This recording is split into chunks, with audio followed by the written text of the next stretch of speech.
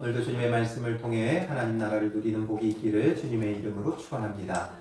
신명기 10장의 핵심되는 것은 오늘과 같다라는 것이라 그랬죠. 그래서 앞선 본문에서도 5절에 지금까지 있느니라, 또 8절에 오늘까지 이르느니라, 하나님의 은혜가 끝이 없이 지금까지도 계속되고 있다라는 것을 말해주고 있어요.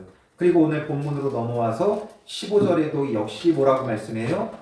오늘과 같으니라. 바로 이스라엘을 향한 하나님의 은혜, 하나님의 사랑, 하나님의 인자, 하나님의 자비가 끊이지 않고 오늘 이 순간까지도 이루고 있다는 거예요. 이건 오늘 우리에게 동일하게 예수 그리스도를 믿음으로 하나님의 백성된 우리에게도 동일하게 적용이 되죠. 우리도 하나님 앞에 버림받으면 얼마든지 버림받을 수 있는 자고, 하나님께서 멸하고자 하시면 얼마든지 멸함받을 죄인이에요. 그런데 하나님께서 우리를 버리지 아니하시고 우리를 멸하지 아니하시고 지금까지 우리를 하나님의 자녀로 여겨주시고 하나님의 백성으로 여겨주시고 우리에게 끊임없이 은혜를 지금까지 베푸셨어요. 그건 지금까지만 이제 베풀겠다라는 게 아니라 지금까지 베풀어 오셨듯이 신실하게 이후로도 영원토록 우리에게 은혜를 베푸신다라는 거죠. 그래서 하나님의 은혜는 현재성을 가져요. 항상 끊임없이 지금도 하나님의 은혜가 우리를 감싸 안고 있고 하나님의 은혜가 우리에게 부어지고 있는 거예요. 다만 우리는 은혜를 은혜로 다 이해하지 못할 뿐이지요. 우리가 자녀들을 키우고 돌보다 보면 자녀들은 부모의 그 마음, 그 사랑을 다 이해할 수가 없어요. 다 깨달을 수가 없어요. 그러니까 엄마 아빠가 나를 얼마나 사랑하는지를 다 알지 못해. 그래서 엄마 아빠의 조금만 화나는 말투처럼 들려지면 그것 때문에 아이들은 엄마가 아빠가 나를 사랑하지 않나 보다, 나를 미워하나 보다 이렇게 오해할 때가 있죠. 얼마 전에도 우리 막내 도구가 양치를 하러 들어갔는데 너무 빨리 나올 것 같아서 나오지 마, 들어가서 더 해, 제가 이렇게 이야기를 했는데 그게 아빠가 화나는 것처럼 들렸대요. 그래서 양치하다가 울면서 엄마한테 가서 막 이렇게 하소연을 하더라고요. 제가 아이를 혼내려고 한 게 아니라 양치질을 잘해서 치아가 상하지 않도록 했으면 하는 마음에, 급한 마음에 이야기하는 것이었는데 그게 아이들이 느끼기에는 화내는 것처럼 느껴질 수 있는 거죠. 하나님의 그 사랑도 마찬가지예요. 우리가 하나님의 그 생각을 다 이해할 수가 없어요. 정말 무한하신 하나님, 전지전능하신 하나님께서 우리를 사랑하고 계시고 은혜를 베풀고 계시는데 우리가 그걸 다 이해하지 못하고 깨닫지 못해요.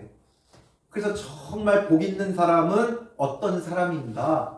뭔가 기적 같은 일이 많아서 정말 복받았다 할 만한 사람이 복받은 게 아니라 하나님의 은혜를 은혜로 알 수 있는 사람이 정말 복 있는 거예요. 그래서 하나님의 은혜를 은혜로 알고 하나님의 사랑을 사랑으로 받으면 그 사람은 그 누구보다 행복해요. 외적으로 어떠해서가 아니라 많은 것을 가져서도 아니고 바라고 원하는 것들이 척척 이루어져서도 아니고 속 썩이는 자녀가 없어서도 아니고 말 잘 듣는 자녀, 또 내가 원하는 대로 집안일을 도와주는 남편, 또 내가 원하는 대로 내조를 잘하는 아내가 없어도 주님 안에서 은혜를 은혜로 알고 사랑을 사랑으로 받을 수 있는 사람은 정말 행복하게 사는 사람이 되어져요. 그러니까 그런 사람이 복 있는 거죠. 근데 아무리 사랑을 주어도 이걸 사랑으로 받지 못하는 사람들이 있죠. 그러면 불행한 거예요. 그런 사람에게는 무엇을 주어도 그 사람에게는 만족함이 없고 늘 불행하고 불평이 있는 거죠.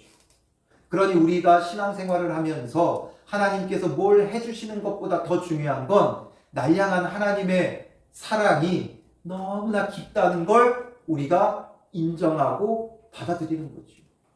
그래서 그 하나님의 사랑을 사랑으로, 오늘 내게 주신 하루, 내가 겪는 일상, 내가 만나는 이들, 이것을 하나님의 사랑으로, 은혜로 받아들일 수 있는 사람이 되어져야 되는 거예요. 그게 없다면 우리는 우리의 삶을 이해할 수가 없어요. 삶이 해석이 안 돼요. 왜 이런 일이 벌어지는가? 왜 저런 사람이 내 곁에 있는가?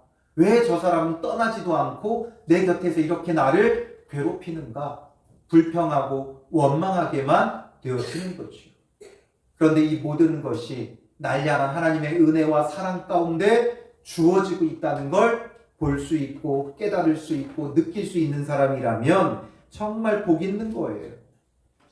그래서 오늘 본문에 15절에 보면 여호와께서 오직 내 조상들을 택하시고 그들을 사랑하사 그들의 후손인 너희를 만민 중에서 택하셨음이 오늘과 같으니라.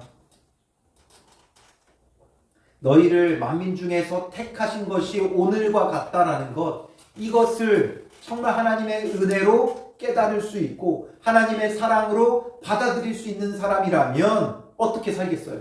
이렇게 14절에 모든 하늘의 하늘과 땅과 그 위의 만물은 본래 내 하나님 여호와께 속한 것이로되. 그러니까 모든 우주 만물, 하늘 위에 하늘까지도 아무리 높은 것이라 할지라도 하나님께 속한 거예요. 그런 하나님께서 이런 천지의 주재자, 천지 만물의 주관자, 창조자, 소유자 되시는 하나님께서 그 모든 것을 내버려 두고 모든 족속을 내버려 두고 그 가운데서 너희를 택하셨다는 것 얼마나 놀라워요. 그리고 그냥 택하시기만 한 게 아니라 그 택하심이 오늘까지 이루고 있다는 거예요. 오늘과 같다는 거예요. 하나님께서 택하여 은혜 베풀어 주심이 오늘과 같다. 오늘까지 이루고 있다 이거죠. 끝이 없다는 거예요.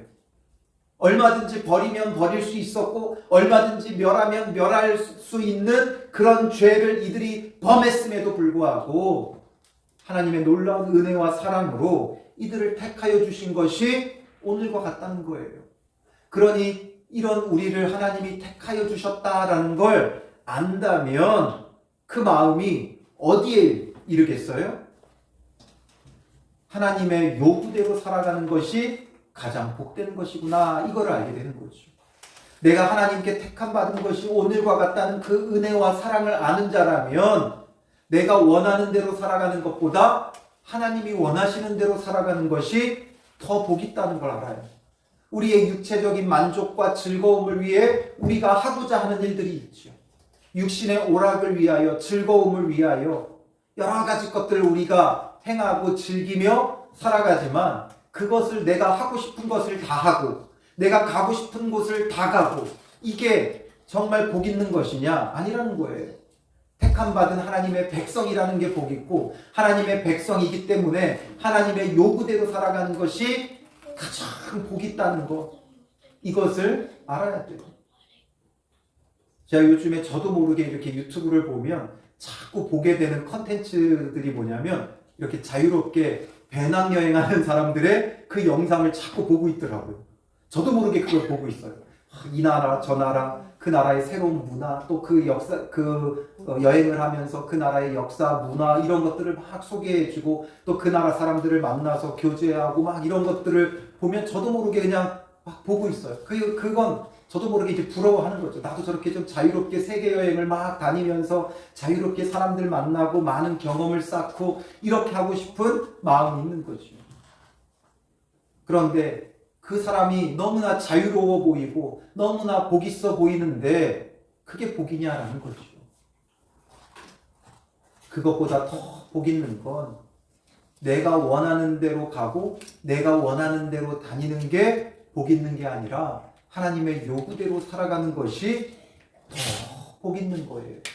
왜냐하면 그 많은 경험을 해서 결국 얻는 게 무엇이냐라는 거죠.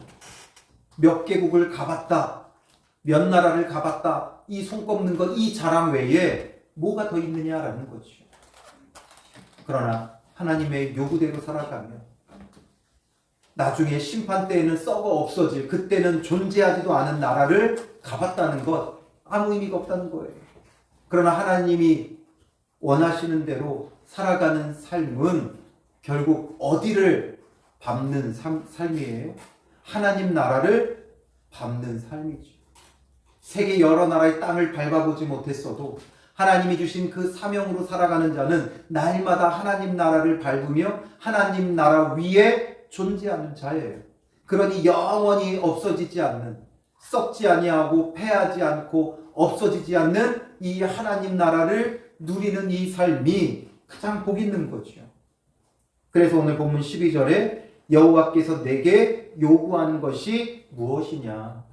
하나님의 택함 받은 백성이 되는 게 가장 은혜고 가장 큰 하나님의 사랑이라면 그 하나님의 요구는 무엇이냐? 첫 번째는 내 하나님 여호와를 경외하여 하나님을 경외하는 자가 되는 거예요. 도대체 우리는 무엇을 경외하며 살아가고 있습니까? 정말 하나님의 백성이 되었다는 것이 그 은혜가 그 사랑이 너무나도 크고 놀랍다는 걸 알면 하나님을 경외하게 되어 있어요. 우리는 오늘 하루 무엇을 경외했습니까? 무엇을 높이고 무엇을 두려워하고 무엇을 위하여 살아왔느냐라는 거죠. 정말 하나님을 두려워하고 하나님을 경외하고 하나님만 높이며 하나님을 찬양하는 삶이었는지 먹을 것 마실 것 입을 것에 대한 염려와 걱정이 더 앞장서는 하루였는지 우리 자신을 돌아보아야 하는 거죠. 그래서 두 번째는 그의 모든 도를 행하고 도라는 게 무슨 말이에요? 길이죠. 길, 도로 이런 말이죠. 그러니까 주님의 그 길로 걷는 자예요. 주님의 길에서 벗어나는 자들이 아니라 길에서 벗어난 게 죄예요. 즉 주님의 길로 바로 목적에 맞게끔 살아가는 거죠. 하나님께서 나를 창조하신 목적, 하나님께서 나를 이 땅에 보내신 목적에 맞게끔 살아가는 거예요. 그래서 세 번째는 그를 사랑하며 마음을 다하고 뜻을 다하여 내 하나님 여호와를 섬기고 사랑하며 주님을 섬기라는 거죠. 사랑받았으니 그 사랑을 사랑으로 알면 하나님을 사랑하고 섬기는 자가 되죠. 그리고 마지막 네 번째는 내가 오늘 내 행복을 위하여 내게 명하는 여호와의 명령과 규례를 지킬 것이 아니냐. 명령과 규례를 지키는 자가 되어진다라는 거죠. 명령과 규례를 지키는 것을 우리는 무거운 짐처럼 여길 때가 있어요. 말씀대로 하니까 이것이 때로는 무거운 짐처럼 여겨지죠. 그러나 이 명령과 규례를 지키는 건 무엇을 위한 것이라고 말해요? 내 행복을 위하여. 이게 정말 복이라는 거예요. 말씀대로 살아가는 게 복이라는 거죠. 주님의 명령과 규례를 지키는 것이 복이라는 거예요. 그렇지 않으면 우리는 헛된 것을 위해 살아가고 결국 멸망을 향하여 죽음을 향하여 달려가는 폭주기관차와 다를 바가 없어요. 죽음을 향해 가는 자가 될 수밖에 없죠. 그러나 명령과 규례를 지키면 하나님 안에서 거룩하고 복됨을 누리게 되는 거예요. 그러니 이제 먼저 언급했지만 이 우주 만물의 창조주가 되시는 하나님께서 우리를 택하심이 오늘과 같으니까 바로 주님의 이 요구대로 살아가야 되지 않겠느냐.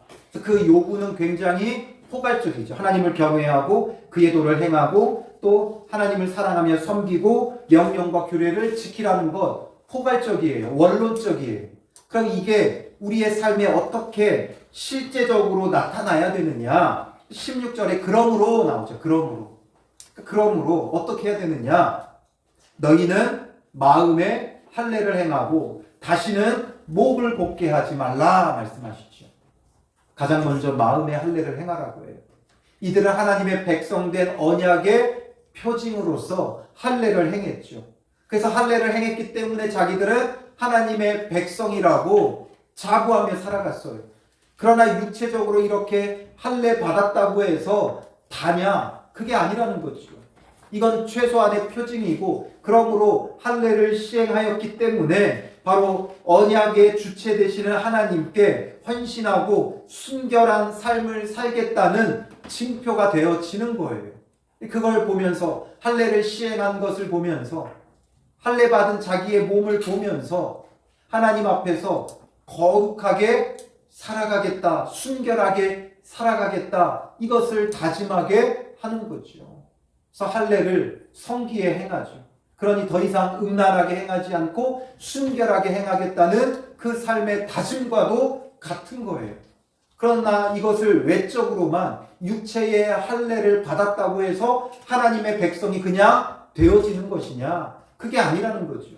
그냥 하나의 표징이었다면 더 중요한 건 육체의 할례보다 마음의 할례가 더 중요하다는 거예요. 예수 그리스도께서 이 땅에 오신 이후에 유대인들은 여전히 자신들이 육체의 할례를 받은 것으로 하나님의 백성이라는 걸 자부하며 살았죠. 거기에 바울 사도는 뭐라 그래요? 너희는 육체적인 할례가 아니라 할례는 마음에 받을 것이다. 육체적 할례가 아니고 또 육체적인 유대인이 아니라는 거예요. 이면적 유대인, 이면적 할례. 그러니까 즉 그 내면에 받은 것이 더 중요하다. 즉 그 마음 자체가 거룩해야지 육체만 그렇게 따라한다고 할례를 따라한다고 거룩한 게 아니라는 거예요. 그래서 하나님은 사람의 중심을 보죠. 우리가 중심에서부터 변화된 그 마음으로 살아가는 게 그게 바로 마음의 할례를 받는 거예요. 이전에는 내 마음에 나의 욕심과 정욕이 가득했다면 예수 그리스도를 믿음으로 마음의 할례를 받은 자들은 이제 그 마음에 누가 내주하세요? 성령님이, 거룩한 영, 성령님이 내주하심으로 마음의 할례를 받은 거예요. 그러니 이제는 내 욕심대로가 아니라 성령을 따라 행하고 성령을 쫓아 행하는 그 삶이 바로 마음의 할례를 받는 거예요. 모세는 이미 율법을 명하면서도 마음의 할례를 받을 것을 말씀하고 있었어요. 모세는 율법을 전달하는 율법의 수여자가 되지만 그러나 모세는 이것이 육적으로만 지킬 것이 아니라 정말 마음의 변화와 함께 참되게 여호와를 경외하고 모든 그의 도를 행하고 또 하나님을 사랑하고 섬기고 그의 명령과 규례를 지킬 것을 말하고 있는 거예요. 육체적으로만이 아니라 마음에서부터. 우리는 육체적으로는 너무나 잘해요. 왜냐하면 행위적이고 눈에 보이고 했다 안 했다가 명확하니까. 그러니까 우리가 육체적으로 하는 건 특히나 전 세계 어떤 기독교인보다 한국 기독교인들이 잘해요. 특별 기도회, 특별 말씀 사경회, 작정 기도, 금식 기도 이런 건 세계 어떤 나라의 기독교인들보다 더 잘해요. 외적으로 보이는 건 너무나 잘해요.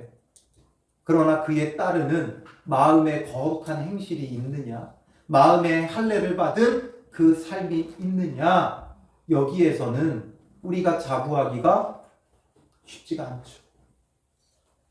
왜 교회가 비난의 대상이 돼요? 바로 마음의 할례를 받지 않은 그리스도인들의 신앙생활 때문에 그래요.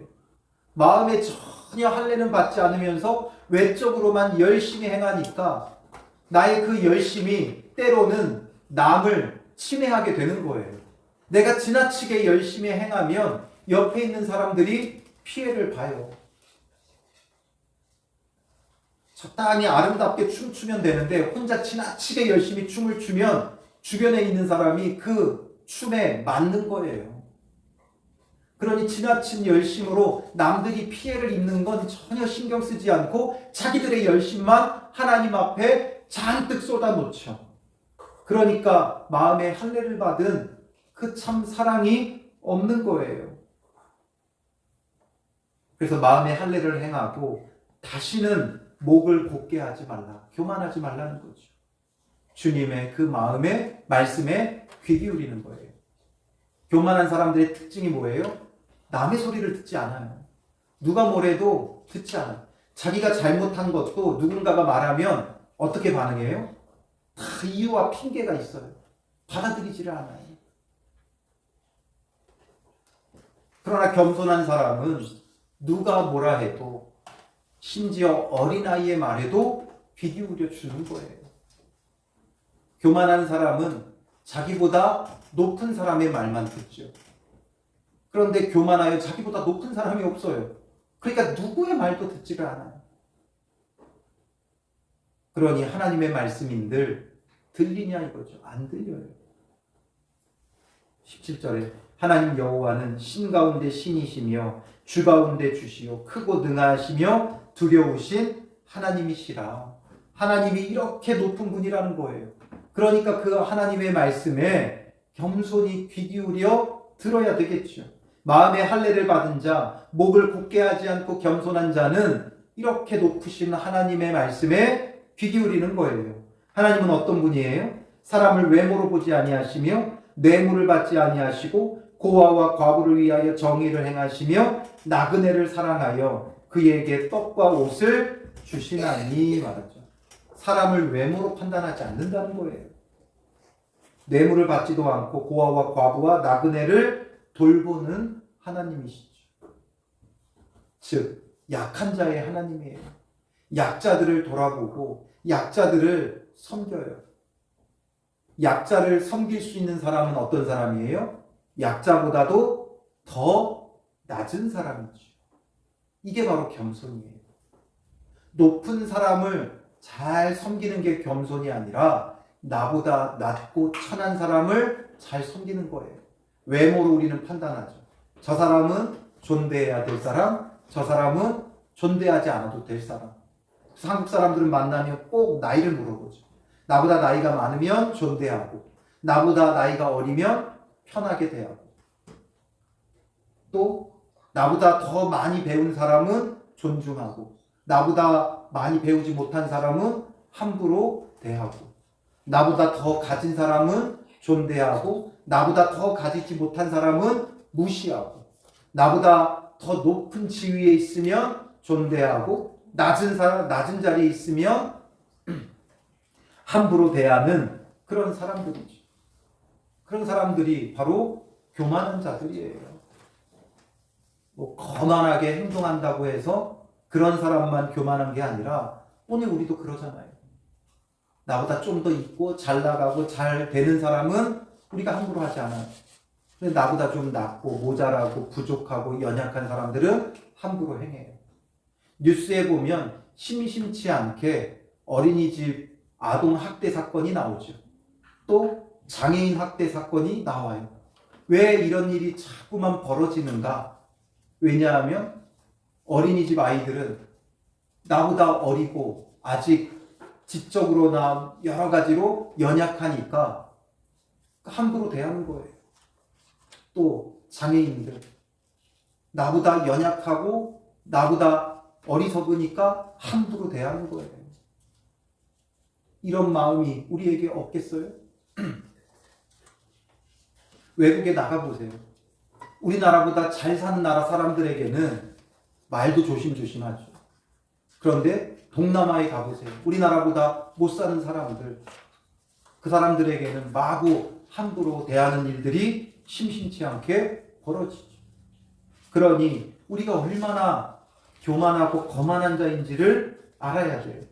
그래서 정말 마음에 할례를 행한 자, 정말 대표적으로 알 수 있는 그 외적인 행동은 나보다 낮고 부족하고 연약한 사람들을 어떻게 대하느냐를 보면 알 수 있는 거예요.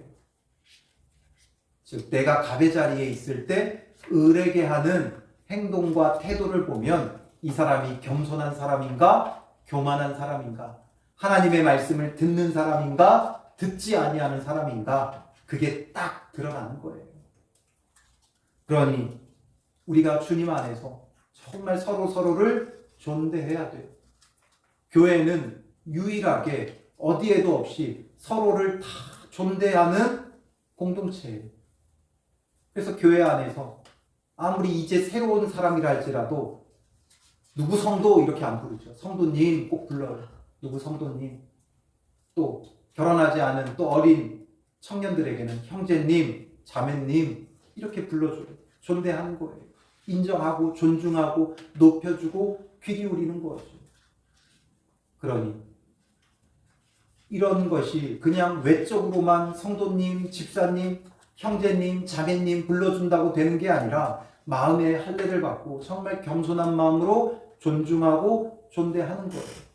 목사님, 장로님은 어려워하면서 집사님을 함부로 대하는, 청년을 함부로 대하는 그런 행태는 정말 마음의 할례를 받지 않은 그런 모습이지요. 그래서 19절에 너희는 나그네를 사랑하라. 전에 너희도 애굽 땅에서 나그네 되었음이니라. 나그네 된 자들 함부로 대하지 마라. 나그네 하니까 우리가 막 이렇게 여행 다니는 그런 사람들처럼 여겨지지만 이 시대의 이스라엘 공동체의 나그네에 대해서 예전에 이제 이스라엘에서 오랫동안 공부하신 이제 우리 교회 목사님이 강의하면서 그 얘기를 하더라고요. 나그네, 이스라엘의 나그네는 어떤 사람이 나그네냐? 정말 여행을 가는 그런 나그네도 있지만 이스라엘은 하나님께서 가나안 땅의 기업으로 주었잖아요. 그런데 어떤 이유에서든지 여러 가지 어려움으로 인해 그 땅을 빼앗긴 사람들, 그 사람들이 이제 더 이상 그 땅에 살 수 없으니까 나그네가 되는 거예요. 그러니까 우리로 따진다면 노숙자죠, 노숙자. 자기의 그 땅을 빼앗기고 이제는 자기가 거처할 땅이 없어 떠돌아다니는 사람들이 바로 나그네예요. 그런 사람들을 보고 우리는 어떻게 생각하겠어요? 아유, 어떻게 저렇게 어리석으면 하나님이 주신 땅도 다 빼앗기고 저렇게 그냥 떠돌아다니냐.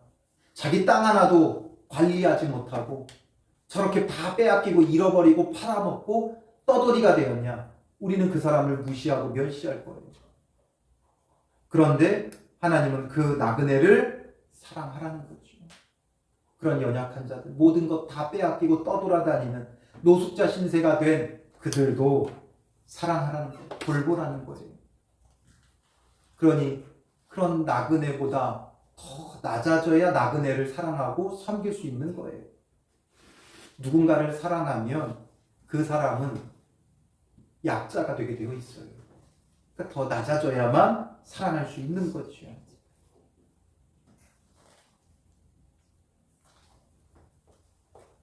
그는 내 찬송이시요 내 하나님이시라. 내 눈으로 본 이같이 크고 두려운 일을 너를 위하여 행하셨느니라. 바로 이 크고 두려운 구원의 일들을 다 너를 위해 행하셨다. 애굽에 내려간 내 조상들이 겨우 70인밖에 되지 않았지만 이제는 내 하나님 여호와께서 너를 하늘의 별같이 많게 하셨느니라.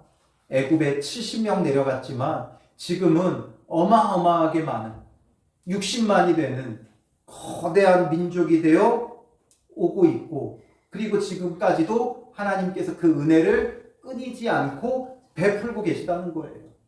그러니까 너희는 마음의 할례를 행하고 낮아져서 겸손하게 섬기는 자가 되어져라. 하나님의 말씀에 귀 기울이는 자가 되라 말씀하고 있는 거지. 우리가 정말 하나님의 사랑, 하나님의 은혜를 알면 우리도 마음의 할례를 받아 정말 낮아질 수 있어야 돼요.